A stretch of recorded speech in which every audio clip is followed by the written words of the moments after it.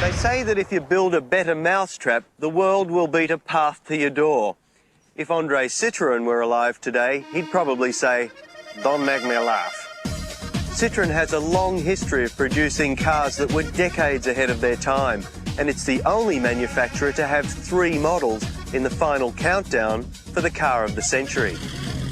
If you drive any sort of passenger car today, and especially a front-wheel drive one, you can doff your chapeau to Andre Citroen.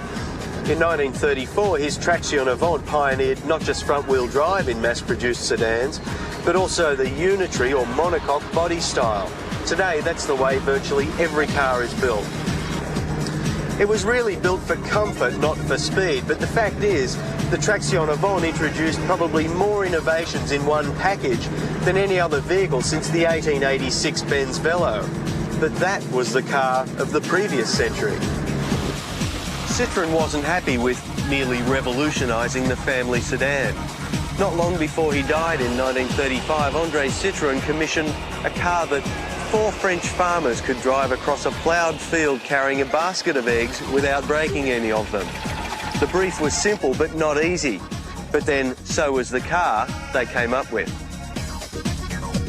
Now the name 2CV, deux chevaux, literally means 2 horses, which was the power output of the original 375cc air-cooled 2-cylinder engine. You don't wind the windows down, you flip them up. The roof rolls all the way back, you can lift the doors off and the seats unclip from the floor in a couple of minutes. What those French farmers were left with was basically a ute with the tray inside. The 2CV was deservedly famed for its plush ride, but most people tend to think of the spectacular body roll without falling over. They reckon you can pick a 2CV driver by the gravel rash on his elbow. The Traction Avant had changed the way cars were built, but by the mid-50s the rest of the world had caught up with it. Citroen knew it'd have to pull something pretty special out of the bag, and in 1955 they did exactly that with this car, the D-Series. It was the culmination of all that Citroen had learned about car construction and even crash safety.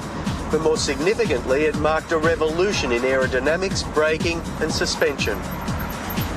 It had the first disc brakes on any production car, the first wind-cheating body shape on any family sedan, and it introduced Citroen's unique hydro-pneumatic suspension system.